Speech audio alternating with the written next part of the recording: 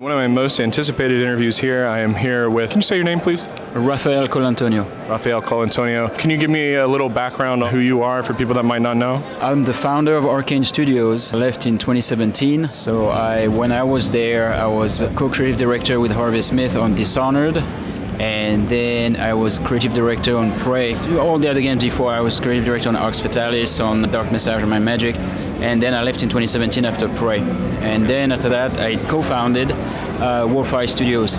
Excellent. And Wolfeye had a release for Weird West, and you have a new game coming up. Can you talk about that at all? No, only what we've said so far. It's going to be an action RPG, immersive sim, the kind of thing that I have a lot of passion for. Not only me, but my team as well. We have a lot of people that worked on those games before, so it's going to be one of those games, but a little more open, a little more towards RPG with dialogue and level ups. I was saying off camera a little bit. We're former coworkers, which is funny to think of, and I kind of got into the crowd with working with Arkane as publishing producer right after you left, which is interesting, and I really came to love and learn what it means to make an immersive experience and what people usually refer to as an immersive sim, and it's such a vacuous idea of what it is, but can you kind of boil down to you what makes a game an immersive sim and separates that from a game that has immersive elements? I think it's when game world exists without the player. It's when the lore, the system, the simulation is there, and it doesn't feel like it was just a way to serve and control a player experience, but instead it's there to serve as a backdrop for the player to explore this world and find all the forbidden areas, and it gives the player the idea that they are discovering something that maybe is just for them. And that's a great way. Yeah. I always like to say in an immersive sim, you can do things that feel like are against the rules. Everything is so structured in games because if it's not, it will disintegrate and fall apart, as we all know. But within immersive sims, there's this magic of I can just stack these boxes and skip the level, or I can shoot the glue gun here and climb into this and skip half the game. It's fucking awesome. The point is to never betray the player in a way, right? Because you give the player a set of rules, a set of tools that the player will accept within the first 10-15 minutes. They will understand what are the limits of this game, and once they understand it, in immersive sim, we don't betray the player. So we would not block the player into a cinematic when there's an important moment as a way to prevent the player from doing the thing that they want to do. But instead, we let them do it if they can. I think another huge element of that is the immersive storytelling. You can have scripted elements in games and it tells a great story that way, but there's really something special about playing a game and having an experience and things happening, systems working off of each other to give you a very unique experience. Like you were saying, it's for the player. Everyone has their own unique story, and when people come back and talk about it, they're like, oh my God, I didn't even know I could do that. I didn't know I could climb through that window and go through the top and kill everybody here. What do you think is the template for an immersive sim for you? I guess every time I'm asked this kind of question, I will have different answer, but they all converge to the same basics and values. But for me, there is the world creation, how we create the world, and it has to be consistent, it has to be logical, it has to be a place that is a great ground for storytelling in general and to pull the player into an interesting world. And then the plot itself needs to be loose enough that even though there are key points, but whatever is in the middle there's some player authoring that is through the third point, which is the game systems. The game system being very versatile. Usually we design a system, and the system always has side effects that are logical, but that actually can be used indirectly by the player in a smart way. And then when they combine all those side effects together, then this is when the game shines, because it allows for more creativity from the player side. And then at the end, you take all those layers of choices between the story moments where you have choices, the systems that give you constant choices, and the way you evolve your player, etc. And at the end, you have a really unique experience per player. Also because there is a simulation underneath all of that, which somehow will always fall back on its feet if we do our job right. Right. Speaking of that, and the first part of what you said there, having the alternate outcomes and things, so you can look back to the original Dishonored and all the possibilities of all the targets, but not having to necessarily kill them. There's alternate ways to take them out. I think when you you talk about molding your plot around the possibility of player agency, I think that in particular is a super good example. Where do you see the games industry heading in the next 5 to 10 years? You know, I don't even know where the world is heading right now. Sure, Not to be a party pooper, but the party's pooped, brother. yeah, the party is pretty pooped right now.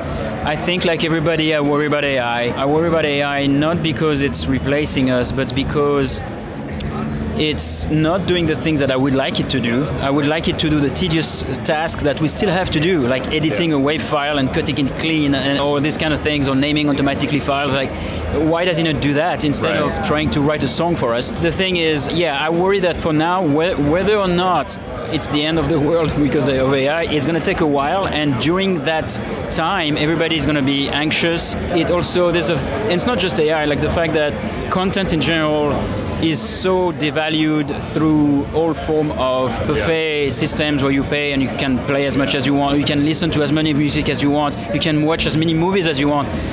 If I go on a Netflix kind of thing, I just don't even know what to watch anymore. There used to be a moment where you were investing yourself into the thing that you wanted to hear, see, or play.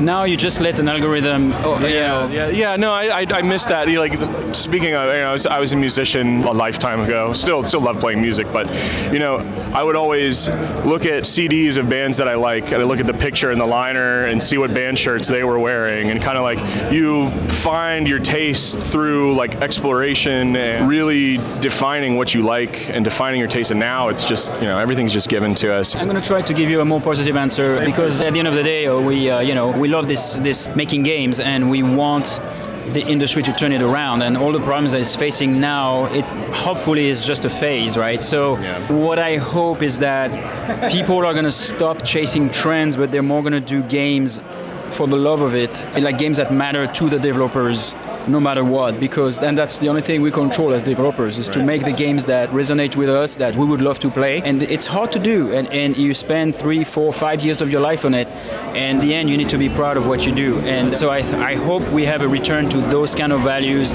and less about how to make a quick buck, how to make microtransactions, how to do game as a service, how to do all those things that really were not from gamers to gamers, but it was more like of a business angle most of the time, not always, because for some games it actually really fit the experience. Sure. But it's been a trend where everybody was going there because there's money. Yeah. Are you playing anything right now that you particularly enjoy, or like what? Not even just games. Like what media are you really enjoying right now?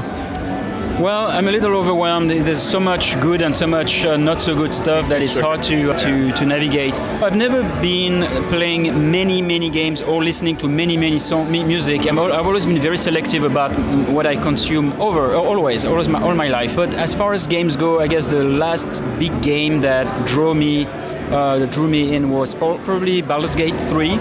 I would say Elden Ring before that, even though that's not exactly my kind of game, because it's very hard, very punishing, but it was so beautiful, so whimsical, so interesting to explore that I really dived into it. Lately, I've tried Tainted Grail.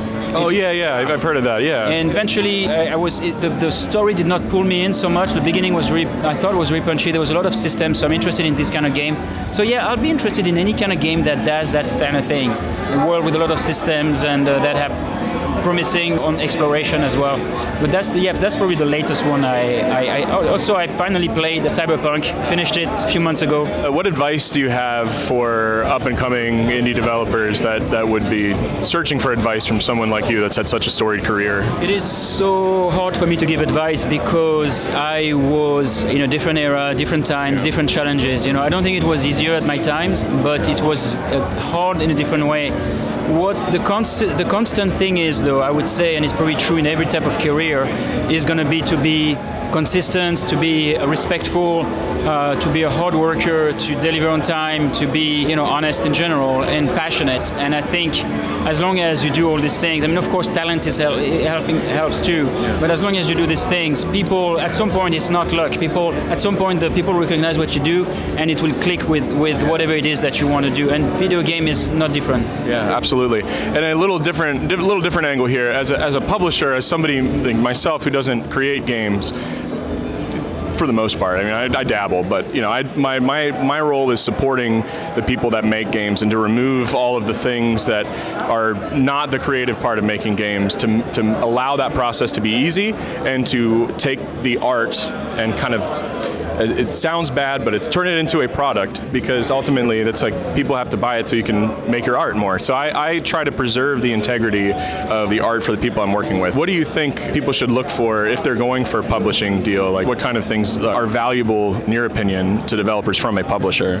Yeah, so this is a great question actually, and I think from a developer standpoint, I always wish to find a publisher that trusts us.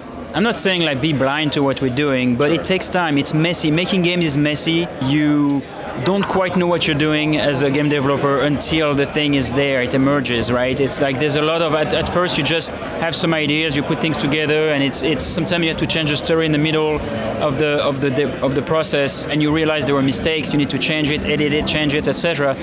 So what you want is a publisher that is going to trust that you are going to do it, and that whereas some publishers have a tendency to be very overbearing and like want to control every second. They're worried from the beginning, like, hold on, you said you would do that, why didn't you do this now? Like, is there something wrong? And and then they retain the money until the milestone is right. All these things are really not conducive to making a good game. What you want is a partner that knows what they can bring and what you can bring and how they can support you. Luckily, at least since Bethesda was good with us for that. Devolver has been really good for us with that too, and now NeoWiz is really great as well. So we've been, I guess, in a position to choose who we work with, right? Yeah, so you're like a publisher connoisseur at this point. I kind of was under the impression that your studio was independently publishing like well as the development, but it's really cool to hear that you've had really positive experiences with those publishers, and that you're in a position where you can kind of choose, because I know there's a lot of desperation. Developers want and need money to do what they have to do, but there's so much more to it than that. And a lot of times taking the money blindly, or somebody offers you what you want, you really have to question it, because there is, it's just the way it works. Because publishers, when they approach you, a lot of the times, if they want to work with you, they understand that it is a mutually beneficial relationship, but ultimately they're going to get benefit out of it, and it needs a good mutually beneficial relationship there. If you were stuck on a desert island, what 3 things would you take with you?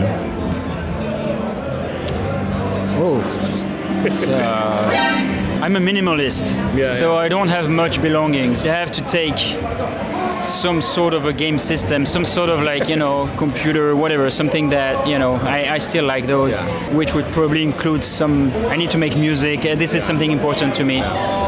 I would take food. There's some food that I really, really like in this world. A specific jamon from Spain. It's called pata negra that I would kill to eat again if I had to choose. I don't know. It's a hot question. Probably my guitar. I guess that would be another one that I would take. Hell yeah. Switching over to music for a minute. As far as Weird Wolves goes with your band, what are your biggest musical influences there? You would say? Yeah, it's interesting because I don't really know how to answer that question. I don't really know what other bands say. Everybody wants to, it was the same when we were doing Dishonored. People were asking, what 2 games is it? And we're like, I don't know. And then people would say, oh, it's Assassin's Creed and BioShock. And I hated this comparison. I was like, no. That's a pretty bad comparison. It's pretty bad in hindsight, right? Yeah, even in hindsight. Yeah. But from now, I'm like, I love BioShock. Assassin's Creed is such a popular, great-looking game that those were not insulting, and those were good comparisons. Sure, but it's just that they were not accurate. They were not accurate, and so I think it's the same for a band. Like, what 2 bands are you? Whatever. I would hate to say that. I can tell you, it's 10 bands that I've loved my entire life, right? Sure, because that's kind of what I'm like. Who do you really like? That's I think we are modeled by what we've loved our entire life, and then what I do is a bit of an inspiration from all of that combined to some degree, right? Even though it's not it's not always easy to say, oh yeah, I can hear that. Yeah, you can pick it out. It's like a subconscious thing. Like you just, it's art, so it just flows through you, right? Yeah. Some things are harmonies or whatever, but for me, I would say like the bands that have been really impactful in my entire life were, since I was a kid, so I would go like The Police, The Cure, Depeche Mode, The Pixies, New Order, Smashing Pumpkins, and then things that are a little more noisy like Korn or System of a Down, and then things that are more electronic like Justice or Deadmau5, and then things that are more like psychedelic rock like Tame Impala, which is I love them so much. You're getting some heavy hitters there, man. I love System of a Down, Korn, The Police, The Cure, all that shit. Yeah. That's great stuff, man. But I would never say like, we are like that, because it's like there's so many people that say, oh yeah, I think we sound a little bit like Depeche Mode. I'm like, no. It's like if you write like Depeche Mode, you're I love when people say they sound like Nine Inch Nails or something. Exactly. Like, no one sounds like Nine Inch Nails unless you're fucking Trent Reznor. What you mean is you like Nine Inch Nails. Yeah, exactly. And that's, it's really cool, man. I'm super glad to have talked to you. It feels like been a long time coming. Ships in the Night. I've always heard great things about you, and I'm just super happy to meet you. I know Harvey and Ben will be super tickled to see this, and I can't wait to show them. And again, I really, really appreciate your time. I hope you have a great MAGFest, the rest of it. I hope you've had a great one, and I will catch you around, man, for sure. Thank you. Thank you so much. Yeah. Thanks again, man.